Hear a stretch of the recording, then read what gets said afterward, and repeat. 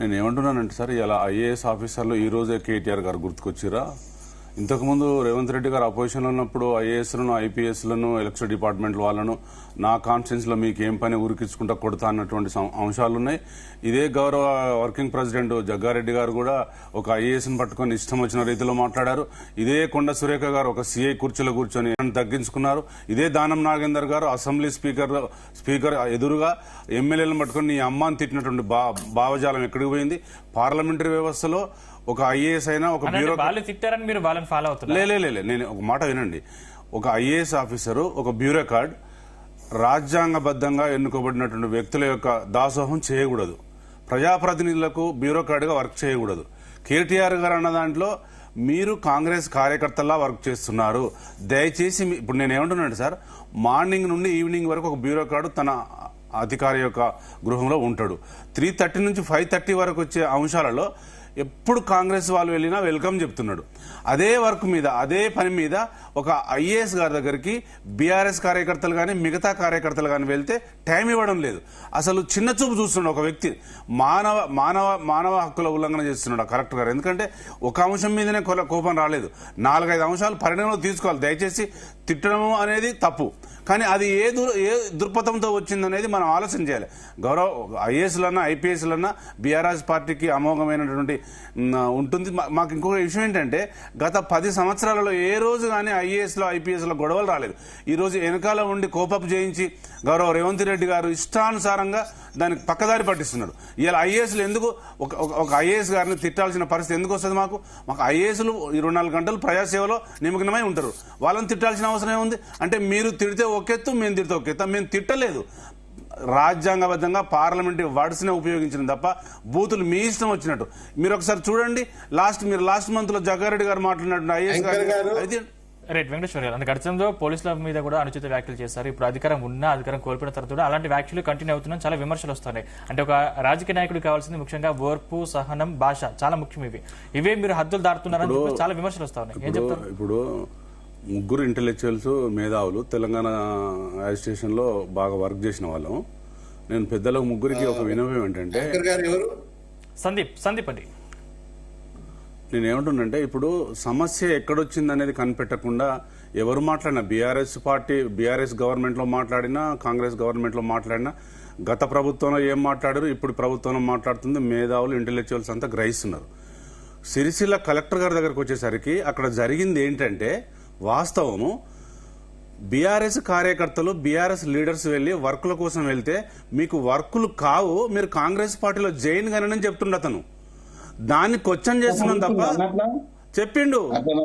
అట్లా ఏమైనా రికార్డ్ చేసిందా? ప్రూఫ్ ఉందా? అంటే రికార్డ్ ఇప్పుడు మనం ఏమంటామంటే లోపలికి వెళ్ళిన తర్వాత మనం రికార్డ్ సార్ ఇది లేదు, నేను ఏమంటున్నా వినండి సార్. మీరు మాట్లాడినప్పుడు వెంకటసావన్న ఒక మాట వినండి. ఇప్పుడు మీరు రేవంత్ రెడ్డి గారు చీచి చెండాడతాం, దొంగ సాగు చేస్తాడంటేనేమో రికార్డులు ఉంటాయి. మేము లోపలి క్యాబిన్ లోకి వెళ్లి 3:30 to 5:30 కాంగ్రెస్ కార్యకర్తలు పోయినా బీఆర్ఎస్ కార్యకర్తలు పోయినా కలెక్టర్ గారు మాట్లాడిన మట్టికి రికార్డు ఉందని అడుగుతారు. నేను ఏమంటున్నానంటే, భారత రాజ్యాంగం ఇచ్చిన హక్కులో పౌరునికి ఐఏఎస్ కు ఐపీఎస్ కు ఒకటే హక్కు ఉంటుంది. ఇవాళ కేటీఆర్ గారు మాట్లాడిన దాన్ని ఐఏఎస్ల సంఘం ఇంత తీవ్రంగా చేస్తుందంటే, మరి ఆ రోజు జగ్గారెడ్డి గారు మాట్లాడిన దానికి ఆ రోజు సంఘం ఏం చేసింది? ఇంకొకటి, సిరిసిల్ల కలెక్టర్ను అనడానికి కారణాలు తెలుసుకోవాలి. మీరు బీఆర్ఎస్ పార్టీ కార్యకర్తలను మీరు కాంగ్రెస్ లో చేయండి, మీకు పనులు కావన్నారు. అయితే నేను ఇంకోటి ఏమంటా సార్, మీరు లేదా సార్ నేను ఏమంటున్నానంటే, ఎవరు మాట్లాడినా, జగ్గారెడ్డి గారు మాట్లాడినా, రేవంత్ రెడ్డి గారు మాట్లాడినా, కేటీఆర్ గారు మాట్లాడినా, బ్యూరోక్రాట్ల మీద ఎవరు మాట్లాడినా తప్పే. కానీ అది రావడానికి ఎట్లొస్తుంది ఆ విషయం సార్, ఆ విషయం ఎక్కడి నుండి వస్తుంది అనేది మనం పసిగట్టాలి. ఇలా బ్యూరోక్రాట్స్, ఇలా ఎంతమంది బ్యూరోక్రాట్స్ స్వచ్ఛందంగా గవర్నమెంట్ కు పనిచేస్తున్నారు సార్? మీకు వచ్చే 2 లక్షల శాలరీ కాకుండా లక్షలు మీరు బ్యాక్ డోర్కి వెళ్ళి తీసుకొని ప్రజల జీవనమాన, ఇలా తెలంగాణలో 80% బీసీలు, ఎక్కువ ఐఏఎస్లు ఐపీఎస్లు అంతా ఓసీ వాళ్ళు ఉన్నారు. మీరు ఇలా కేటీఆర్ గారు మాట్లాడింది తప్పు కావచ్చు, కానీ మీరు ఫస్ట్ మాట్లాడిన నెంబర్ వేసుకోవాలి. మీరు వినండి సార్, నేను చెప్పింది. నేను ఏమంటున్నానంటే, ఒక కలెక్టర్ గారు ఇలా మాట్లాడొచ్చా? ఒక కలెక్టర్ గారు దాహోసం చేయొచ్చా? బిహైండ్ ది ఇలా- లిమిట్స్ ఇలా దాటొచ్చా సరే, అది మా సెంటెన్స్ తప్ప ఇలా మాట్లాడినప్పుడు మేము ఏదో మీరు కంప్లైంట్ చేయొచ్చు కదా, మీరు రిపోర్ట్ ఇవ్వాలిగా, మీరు రిపోర్ట్ ఇవ్వాలి కానీ ఇలాంటి వ్యాఖ్యలు చేయడం ఏంటనే వాళ్ళు ప్రశ్నిస్తా ఉన్నారు. సార్ ఇలాంటి మీరు రిపోర్ట్స్ అడుగుతున్నారు కేటీఆర్ అట్లా మాట్లాడు. చీఫ్ సెక్రటరీ లేలే చీఫ్ సార్ ఒక మాట వినండి నాయక్ సార్, మీరంటే గౌరవం ఉంది ఐఏఎస్ గారు, మీరు ఇంతకు ముందు కూడా బీఆర్ఎస్ పార్టీలో వర్క్ చేశారు. నేను ఏమంటున్నానంటే కేటీఆర్ గారు మాట్లాడిందంటే క్లారిటీ, చీఫ్ సెక్రటరీ శాంతకుమారి గారికి 2 సార్లు కంప్లైంట్ చేశాము, మేడం పట్టించుకోలేదు. ఇవాళ ఏదో అన్నాడని ఐఏఎస్లు వాళ్ళ అసోసియేషన్ మాట్లాడేది తప్పు లేదు. నేను ఏమంటున్నానంటే లేలే ఇప్పుడు law, if everybody takes into their hand, there is no system. అంటే మేము రిటర్న్ లో కంప్లైంట్ ఇవ్వకపోవచ్చు సార్, రిటర్న్ లో కంప్లైంట్ ఇవ్వకపోవచ్చు కానీ ఇలా చేస్తున్నాడు అన్నది ఇంటిమేట్ చేస్తాం కదా సార్.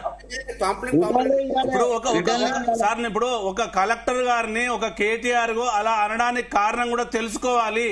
అంటే ఆయన ఎంత ఏమున్నా కూడా కేటీఆర్ మాట్లాడిన తీరు తప్ప అంటున్నా బా. అందరు తప్పే అంటున్నారు సార్, నేను కూడా తప్పే అంటున్నా. కానీ మీరు మాట్లాడితే తప్పు, మేము మాట్లాడితే తప్పు, మీరు మాట్లాడితే ఓకేనా? అంతకుముందు మీరు నెమరు వేసుకోండి, గత 10 నెలల్లో మీరు చేసినటువంటి మీరు ప్రజాపాలన అంటున్నారు కదా, ప్రజా సంకట పాలన. ఎంతమంది మినిస్టర్లు మీరు రేవంత్ రెడ్డి గారు గత ప్రభుత్వంలో కొడంగల్లో కొడతానని చెప్పిండు, కట్టెలు తీసుకొని పొలిమేర వరకు ఉరికిస్తా అని చెప్పిండు. అప్పుడు ఎప్పుడో వేరు మన సంఘాలు. ఆ రోజు జగ్గారెడ్డి గారు మాట్లాడిండు, ఒక లేడీని ఐఏఎస్ పట్టుకొని ఏం మాట్లాడిండు. ఆ రోజు ఈ నాయకులకు, ఇక్కడున్న బ్యూరోక్రాట్స్ కు, ఇక్కడున్న ఐఏఎస్ గుర్తుకు రాలేదా? కేటీఆర్ గారు మాట్లాడినా, జగ్గారెడ్డి గారు మాట్లాడినా బ్యూరోక్రాట్ మీద తప్పే. కానీ తప్పును నేను ఏమంటున్నానంటే కేటీఆర్ గారు మాట్లాడిన దాని గురించి చెప్తా. నేను సిరిసిల్లో జరుగుతుంది మానవ హక్కుల ఉల్లంఘన, కలెక్టర్ గారు చేస్తున్నారు, ప్రతి కార్యకర్తను కోపం చేస్తున్నాడు, అక్కడ జరుగుతుంది. ఒక ఐఏఎస్ ఒక బీఆర్ఎస్ కార్యకర్తను పట్టుకొని మీరు పార్టీ మారని ఎలా అంటారు? దాని మీద మీరు స్టేట్మెంట్ ఇస్తున్నాం తప్ప మాకు బ్యూరోక్రాట్స్ అనేది అపారమైన గౌరవం ఉంటది. ఎవరికైనా నైతిక హక్కుల గురించి, మానవ హక్కుల గురించి, సిరిసిల్లలో జరిగిన సంఘటనలు గతంలో ఆ వినోదాన్ని అక్కడ కూర్చొని ఆయనకు తెలుసు. అన్ని హైకోర్టు చూసినాయి సార్, మానవ హక్కుల గురించి, నేరేళ్ల గురించి, రేవంత్ రెడ్డి గారి హక్కుల గురించి, రేవంత్ రెడ్డి గారు చేసిన దాని గురించి, అన్ని హక్కుల గురించి కోర్టు చూస్తుంది. ఇలా ప్రతి విషయాన్ని కోర్టు సార్, ప్రతి విషయాన్ని గత ప్రభుత్వంలో, ఈ ప్రభుత్వంలో కోర్టు క్షుణ్ణంగా పరిశీలిస్తుంది. ఎవరు తప్పు చేసినా అక్షంతలు వేస్తుంది, అది మనం స్వాగతించాలి. మీరు నేరేళ్లు చేసినా, మీరు జంగిచర్ల కల్చర్లో చేసినా, మీరు మానవ హక్కుల గురించి మాట్లాడతారా? మీరు 56 ఏళ్ల కాంగ్రెస్ పార్టీ మానవ హక్కుల గురించి ఏం చేసిందని చెప్పలేమన్నా? ఇలా మేమంటేనే మీకు కోపం వస్తుంది. 56 ఏళ్ల కాంగ్రెస్ పార్టీ మానవ హక్కుల గురించి ఏం చేసిందని కూడా చెప్పాలి. మానవ హక్కుల గురించి మాట్లాడడం మీకు ఎక్కడ? ఇంకా కాంగ్రెస్ పార్టీకి మానవ హక్కుల గురించి మాట్లాడే హక్కే లేదు. మీరు వ్యక్తిగతంగా బీఆర్ఎస్ పార్టీని విమర్శించవచ్చు, నేను అది స్వాగతిస్తానని. బ్యూరోక్రాట్స్ వచ్చిన తర్వాత ఆ తప్పు తప్పే, అందరూ దాన్ని ఖండించాలి. ఎందుకు తప్పు జరుగుతుంది బ్యూరోక్రాట్స్ అని ఆలోచన చేయాలి. అది